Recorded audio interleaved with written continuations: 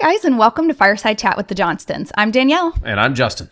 And we are excited to have you guys here today. This is our post-Thanksgiving episode. Yes, post-Thanksgiving. Yeah, Am I supposed to point at myself? Because obviously they're going to know who it is, but I just feel like I have to point at myself. Well, if you're on podcast, they won't know. Okay. I might sound just like Justin right now. Yes, but I pointed at myself, so you know which one's Justin. That's right. Yeah. There you go. This one's Danielle. The other person who's talking. Okay, go ahead. Yeah. Let's do this. So we start every episode of Fireside Chat with good news. Yes, I see. Good news, everyone! So Justin, what's your good news for the week? My good news is we were able to go see my mom and one brother and one sister while on Thanksgiving.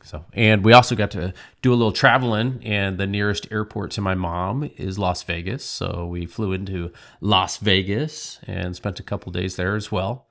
Yeah. So yeah, it was a good time. We got to see a Cirque du Soleil. We did a helicopter ride, which was like Justin's dream in life. Yeah, if you've never done that, do it. Do even if it's the short one, like the 10-minute or 15-minute one that just kind of goes around this. Do one of those. They're so cool. Yeah, they're super short, and they're definitely not made for 4 men in the back seat, because I was back there with 3 men, and I was like, okay, this is very tight. But it is really cool, and I felt like you could like throw a baseball and hit the stratosphere. Oh, yeah. It was so close. Yeah, like literally. Yeah. You could see everybody like hanging out. It was pretty neat. Yeah, so kind of a different way to spend Thanksgiving, because all these people are around like fireplaces and cozy things, and we're like exploring Vegas. I thought it was great though. Yeah, it was good. Yeah.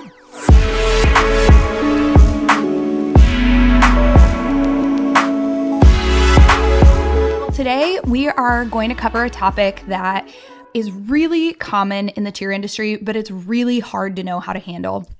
And that's overdue payments. How do you handle when a parent has gone overdue in the gym and now you either have to collect on that account or you have to sit the athlete themselves? You're pretty excited about this subject today. Yeah, because I feel like there's so many gym owners who struggle with the balance between like this compassion of like, I don't want to, negatively impact the athlete because of the choices of their parents. But then on the flip side, like, how do you pay your bills in the gym if you don't have that money coming in? And like, guess what? Gym owners are budgeting for every dollar that's coming in. It is a big struggle for every gym owner. Right. It is a big struggle because, it's almost a pendulum and which one weighs out a little bit more. Right. And it's usually compassion. Yeah. It really is. But should it be a pendulum? Right. That's the question. Well, and like we've talked to you guys before, we've owned a lot of different kinds of businesses. Like we have restaurant franchises, website company, like we've owned these different businesses, and I've never quite encountered the same dilemma. Maybe you would say this in rentals though. Mm-hmm. Like, Justin, this is actually great for you to speak to, because I don't deal with our rentals the way that you do, but that compassion when somebody can't pay on time. You know what? The big thing for me with rentals is communication. Mm-hmm. I understand issues. Everybody has them. Like, nobody lives on this earth without having issues. Like, if you don't have them now, you'll have them later. But communication, I just don't like hearing at the last minute, Justin, I can't pay my rent. I won't have it till the 10th or something. You're like, dude, you didn't tell me. You should have told me. It's not like you found out today. You knew for a week that you had a problem. It's those types of things. But when people communicate with me and we can work out a way for them to pay, or I know about it ahead of time, like that shows me proactive. I like that. Right. Instead of getting a negative reactive, they're getting a more positive reaction instead of a negative reaction. So yeah, not that I'm negative. That sounded pretty negative. No, I actually think you're like a super generous landlord when it comes to that. But I think that people from their perspective, they look at this and they say, okay, well, you have 8 apartment complexes. My rent, like, it's not that big of a deal if it's overdue, right? And it's kind of the same for a lot of parents in the gym. Like, well, you have 250 athletes. Like, if my tuition's overdue, it's not that big of a deal. Yeah, I'm not making that big of a dent. Right. Yeah. But it really does impact both morale and cash flow for a gym. Even one athlete can make a huge difference, because there's so many gyms that are just kind of going month to month trying to get ahead. And it's really hard to get ahead when you're collecting late payments. Right. Yeah. So let's talk for just a minute, because this is about to be a tough time of season for those gym owners that know they have overdue accounts right now. Because don't we all scroll through Facebook and we see that family who has an overdue account in your gym, maybe they owe $200 or $300, or gosh, guys, like $700 or $800. Yeah. or I've talked to gym owners who have people in their gym that owe $3,000. Like they haven't paid in a year. I've got you topped on that one now. Oh yeah, $10,000. oh yeah. That one blew me away. Yeah, Yep. I can see why it would. Yep. But you've got these families that owe money, and I know the feeling. Like it's hard when you're scrolling on Facebook and you see they just went on a cruise. Yeah. Or, they just bought their kids AirPods. And for a lot of gym owners, I think it creates this element of resent, because you're looking at that thinking, well, if I'm being responsible with my money, I can't afford AirPods for my kids because I don't have all the collected balances. And so it creates this big dilemma of like, I also think it makes gym owners hard-hearted sometimes. Yeah. Because those few people over time have kind of burned them. And then they're like, well, I can't do that with anybody anymore. Right? True. The big thing, those overdue accounts, they jeopardize cash flow. They make it really awkward. Like imagine having a tenant who is wanting you to come fix something, but they're 3 months overdue on rent. Oh, that doesn't happen. Because they don't go overdue, or because you don't fix anything. No, because they just kind of ghost you. So things don't seem to be broken so that works out really good. So that's a positive when they don't pay rent. So like, boy, does that happen at your gym too, though. But I mean, in a rental capacity though, when you only have, you have a mortgage on a place that has 4 units and one of them's not paying you, that's a big issue there. Yeah, because absolutely. It's either you're profitable or not going to be profitable, depending on how it plays out. But when you're talking 250, but now you have maybe 6 or 7 people that are having an issue, that becomes almost like a rental unit now, not paying. And it's like, that becomes an issue. Also, the amount of headache, that's 6 or 7 times headache. Right. When I only have, out of a 4-plex, I only have 1 headache, and I got to be dealing with, now times that by 6 or 7. That's a lot of headaches to deal with. And I shouldn't say it as a headache, but it's a lot more work. Yeah. Yeah. Well, and it's awkward. Yeah. Like if you run into one of your tenants at Walmart and you pass by them in the frozen pizza section, like they know they owe you. They know they've been ghosting you. It's awkward. Oh yeah. I mean, you're pretty forward about it. So I don't know that it's awkward for you, but I bet it is for them. And like gym owners, it's awkward. Right? Yeah. When the kid comes into practice, you've asked the parent, please come in and talk to me so that we can get this bill resolved. And the parent is dropping the kid off at the door. We've had it happen, and it is so awkward for the parent. It's awkward for the owner. Like it's awkward for your front desk, for your coaches who are taking attendance and see that it says problem account on there. And guess what? Like the kids usually have an indication that something's happening. Yep. And so you are faced with this dilemma. Do I sit the kid out because that's probably the only way this bill is going to get paid? Or do I leave the kid out of this because this is not their deal? So we just spent 9 minutes telling you the dilemma that you There's already the dilemma. knew. Yeah. There you go. So thanks for watching. The thing is, though, you're not an island. These are very common problems. Right. They happen, honestly, probably in every gym. It happens, or it will happen. Yep. Or it has already happened. Yep. But continuing to let it happen and not having a game plan on how to correct that will continue to give you a headache. And the goal is to have a system built in where you stick to it. And so that's what we're going to talk about. Right. Well, let's talk for a second about why these things happen. Because I think when a gym owner becomes kind of hard-hearted and they get frustrated because this has happened and they've been burned a couple of times, they begin to think like every parent in the gym who has an overdue account does it because they're misprioritizing things, right? Like they don't care as much about cheer as they do about other things. Yep. I think that can be the case in some situations, but here are some of the other issues that we've seen. One, a parent comes over a financial hardship in a really unique time of life. Like just a really bad time. We've had parents that have retired from the military thinking, oh man, my skills on the outside are going to be really valuable. Everybody's told me for 20 years I'm going to have no problem finding a job. And then they have a really hard time getting a civilian job, and they never would have expected that. Right? Yeah. That's a unique financial hardship. And staying in the area. They're not moving out. They're staying. Absolutely. Yeah. Those types of things. Yep. How about like factories that are laying people off. Yeah. Just all of a sudden they've lost contracts and boom, laid off a bunch of people. People were not expecting it, multi-million-dollar company and Yep. dropped. So You also get parents who there is an irresponsibility that you're like, those are the people that we talked about that you're like scrolling on Facebook and you see they bought their kids AirPods or they did a vacation. And here's the hard part. You don't actually know who bought those AirPods. Did grandma and grandpa buy them because they knew the kids were going to have a rough Christmas? But immediately when you're frustrated, you resort to that reason of like, well, you paid that, but you couldn't pay me. So to clarify, first one is kind of unique situations. Number two is honestly what Danielle's talking about. They're just bad with money. I think that's a lot of number people one. are bad with money. Number two, but to be honest, bad with money, that's society. Oh yeah. Like what do schools teach you when you are growing up and going through school? Get a credit card, rack up some bills on it, and make steady payments because we want to get your credit score. You need your credit score to be this. So spend money. Can't buy a house unless you have credit. Yes. Go get into debt. Debt because making good debt payments is going to help your credit to give you more debt. And that's what we want to get you in, more debt. And like who trusts an 18-year-old to go buy anything and actually pay it off later? Yeah. Nobody should. But there is some truth to that, right? Like even as a landlord, you check credit. Yeah, absolutely. When you're doing an application for somebody. Most people do. I think it's becoming less and less on that. It's more and more on how long they've been at their job, how much money they're making. Can they even afford it? That's the main things that I look for. Right. But anyways, but you're right though. So yeah, like sometimes people are just bad with money. But I'm not giving them a $30,000 car or a $300,000 loan on a house.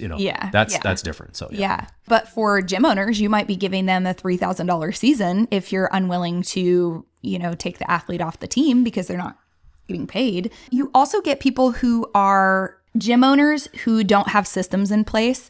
This has happened at my gym. I actually know some really highly responsible gym owners that found out their system was not charging as they thought it was. Oh, yeah. And they had to go backwards. I knew one that had $11,000 in overdue bills and they didn't realize it because the not parents. With one person, right? Yeah. No. With just overall. Yeah. $11,000 in outstanding invoices that they just didn't realize the system hadn't been charging. And this can happen a lot of times when you are doing ACH payments, like something gets denied and you don't find out for 10 days and maybe you didn't get the email. Or this has happened with us before. Somebody declines the credit card charge. Like they mark it as fraud. The credit card company rules in their favor, but they continue taking classes with you and they received the service that you had charged them for. Yep. Right? It just happens. And we've had parents automatically click it on their bank statement as fraud. And so they ripped the money back from us and we didn't, and then the parent was like, oh my gosh, I didn't even mean to click that one. I meant to click the one below it. So this is a third category. So the first one was just incredible situations. Financial hardship. Yeah. The second one was people are just bad with money. Yeah. And number three is kind of in the scammy mode, or the shady. We'll call it shady mode. It can be scammy, but I will say this. If you are pretty well off with money, maybe you're not recognizing a $150 payment that isn't going through every month. Right? I do think that can happen. Also, if you're bad with money, but you had plenty of money in the account, maybe you don't look at your bank account very much and you just don't realize that the payment wasn't going through. But ultimately, that goes back to the gym owner. Yep. Did you have the systems in place? And did you have the systems in place to catch the error when it happened? Yeah. So some kind of an audit, looking at all of those and making sure that checks and balances are going on. Yeah. Because that's one of the things that we have seen a lot of is a lot of gym owners are like, I don't think anything's going bad. I don't think so. We always have enough money to pay for things and the rest of the money we kind of put back into the business. But I don't really know the numbers. I just know that we're not we can pay all our bills. There's always money in the account when I need it. There's always money in there. Right. That's not the way to work. Well, and it's so hard to forecast. How do you know if you can afford to give an employee a raise if you're always just looking at what's left in the account? Right. And how can you project if at what point are you able to move into a larger facility or move or add in stuff or anything? Or your landlord increases your rent. Yeah. Yeah. What happens? That's one of those things right there that will catch you when you're least expecting it, is when your landlord or something like that comes through and says, hey, tax bill. It's almost like playing the game of, the game of life or something. Or Monopoly. I would say Monopoly. Yeah. And it's like, oh, unexpected. Here's your chance card. Yeah. You owe the IRS back taxes for $60,000. And you're like, oh, I do not. What? Are you serious? That'll put us out of business. It's little things like that. Or your landlord comes in and says, your rent is now doubled. Right. And you're like, I don't have that money. Well, or it's that fear of, I don't know if I have that money. Right. All I know is that I've got money in the bank account when I need to, but I don't know if I have that money. Yeah. So knowing the numbers. Number 4 reason why you often see overdue accounts is because gym owners overextend their grace. And once they've extended it for a period of time, they don't know how to go backwards. They don't know how to go to the parent and say, hey, you had this financial hardship and I cut you some slack for a couple of months, but now we need you to start paying again. I need you to get back on track. We need to get those overdue, charges. There was a lack of communication from the beginning. Did the parent think that they were just getting tuition for free because they were having this financial hardship? Or was it clear that your expectation was that they were going to pay that back money? Right. Once again, communication. Yes. It comes back to communication. And we'll give you a couple tips on how you can do that and make it very clear what that expectation is with parents. All right, let's do it. And the very last one on here is gym owners. I'm going to tell you, I see this probably more than anything else. You're over prioritizing the needs of the team, meaning yeah, this is a good one. That account is overdue, but I need that back spot. I need that flyer. It's going to negatively impact my team if I take that kid off the team right now. We'll wait. Yeah, let's wait. We'll get it covered after competition. After this next competition, guess then what? We'll address it. Your next competition's only a couple of weeks away. It's pretty hard to replace kids, especially if you're a small gym. So gym owners sort of just avoid that conversation because they're like, but they're so good though. Yeah, that it's always the kids that are really good that you really need on the team who are important to it's our making flyer that routine work. That doesn't fall. It's our flyer. Yeah, it's always that kid. Yeah. So I think that's the number 5 reason why accounts go overdue and people just sort of let it happen. And let me tell you, that kind of stuff doesn't go unnoticed. Right. Somebody will find out. Yeah. And once they find out that somebody's not paying, but they're having to pay, it's a fairness thing starts popping in. Yeah. And man, that can get ugly. That can get really bad. We had a family once in the gym who had kind of a tricky situation, but they were consistently overdue on payments and parent lost their job. So at that point, we were sort of in a position where we're like, hey, we can't cover the season for this kid. That's not, how our policies work. We're not going to be able to do that. Another parent came in and paid the end of the season for that athlete. Yep. A few months later, a totally separate parent had a financial issue and came to us and ended up getting really angry that we weren't going to overextend our grace and give her free tuition because she thought we had given it for free to that first parent that struggled. So it was this, if people think that that's a potential culture in your gym, that they can just get free tuition because they're struggling with something. Or just take advantage of you. Yeah. That's a hard place to be in as a gym owner because how do you say yes to one, no to another? You've got to have those policies in place and you've got to stick to them no matter who the kid is and no matter how challenging it is. So let's go over really quick. What does this negatively impact, right? Because you might be thinking, okay, $300 that somebody is overdue, my gym better not go under for $300. No. Right? No. But at the end of the day, delayed uniforms, delayed competition entry, maybe you're not hitting that early bird rate. Maybe you're having to pay the 3% credit card fee because it was too late to send a check. And yes, people, you should be sending checks. Do not pay an extra $300 for a competition because you didn't pay until the last minute. Nope. That drives me crazy. Don't pay extra for fun. It's not fun. Don't rob Peter to pay Paul. Don't take what was going to be your electric bill and use it to buy uniforms because you have 3 people who haven't paid uniforms yet. Right? Yeah. You cannot do that. You have got to stay on top of the payments with your parents. You've got to be systemized. You've got to be very clear in your communication. The uniform is due on, the uniform payment is due on this day. You need it in writing. You need it verbally. You need it visually. Anywhere that they could potentially be, you've got to have your systems in place so that nobody can accidentally forget that payment. right? Agreed. In our gym, when it comes to uniforms and competition fees, it is in our policies, and parents sign it in the payment policy, that if you're a competitive athlete and that payment is not made by cash, or you come up and tell us to charge your card by 8 p.m. on the due date, you are authorizing that we are automatically charging the card on file. That guarantees that 100% of payments are paid on time every time, so that we can order uniforms. We can get those competition payments made. So, question. What happens when the person's card doesn't go through? Because I'm a what-ifer. I like that. So Do you go ahead and order the uniforms because you know that there's a possibility you're still going to sell it anyways? Actually, I'm super smart about this, and I make everything due 2 weeks before I actually have to pay it. Ooh. So let's say somebody. Okay, so you built in a buffer. I built in a buffer, and that's just the choice that we've chosen to make. You know, we are in a military community. Credit card fraud happens. People's cards get shut off because they're traveling, and you know, a card company doesn't recognize it. Things just happen. And so our parent gets a new card and forgets to give it to us. Like, those things happen. And so the next day we're like, hey, this was due by 8 p.m. yesterday. There is a late fee on it now, but I do need it paid by 8 p.m. tonight in order for us to order that uniform. Yeah. And like, at the end of the day, if somebody's not going to pay for their uniform, like, they just can't cheer. Like, that's just the hard part. Yeah. Maybe you've got extra uniforms. I have a gym owner. I'm actually looking at this for an option for future. I have a gym owner who orders the extra uniforms, and then she rents them out as she gets kids throughout the season. Ooh, I like that. Yeah, so they can rent it for a certain amount, If or it's they the can right purchase. size. If it's the right size, Right. obviously. Yeah. It depends how affordable your uniforms are. Can you afford to have a couple of extra uniforms that you can rent out? Yeah. Now, at the same time, we don't want you to be the soup guy. No soup for you.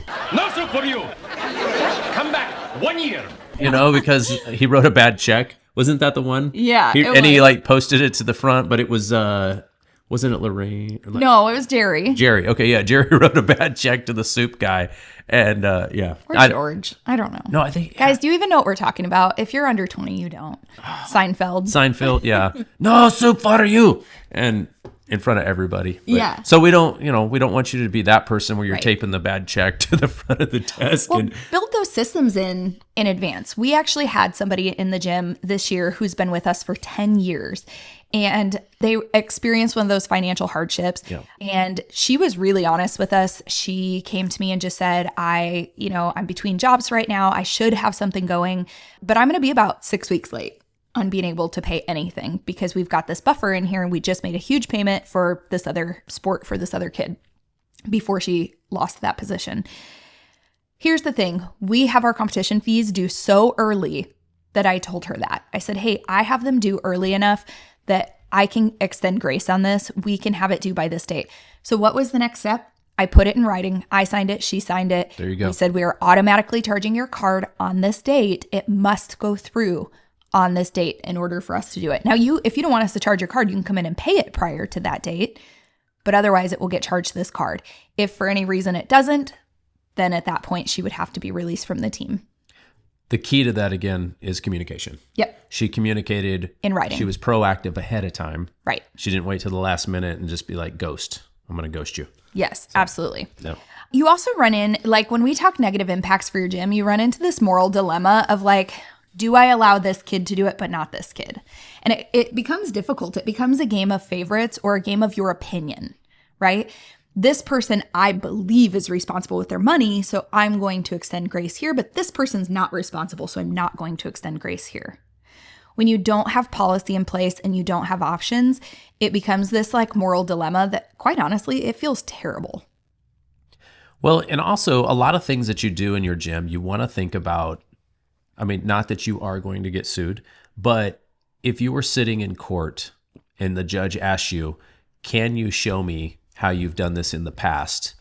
When this person is saying that they're showing favoritism to this person and they're singling me out Right. because I'm a female with red hair, and she does this to all the females with red hair, and then you can show, no, I've been consistently, this is my process, here's how I do it, and here's how I've done it for the last 5 years. And you've got documentation, because once again, there was some documentation here. Right. I set up, we had an email, we agreed upon a payment plan, and I'm banging the desk, and you hate that. I hate that. But Don't stop doing all it. right, stop. But anyways, but yeah, showing consistency. You want a consistent system every time you do this. Right. But that way nobody can say, no, I've shown favoritism. No, because you have I have done this every time. Justin was a police officer. So if Yeah. you're sitting there listening to this and you're thinking like, well, when am I ever going to go to court for something like this?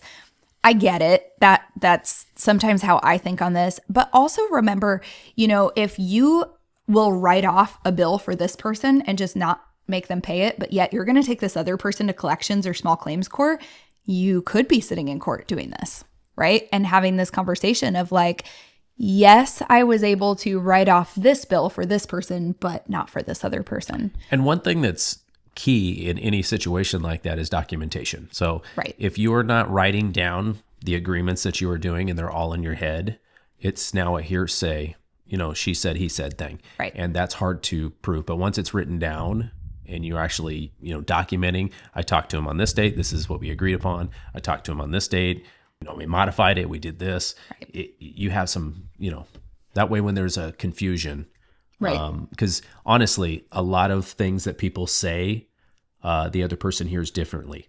Take a husband and wife.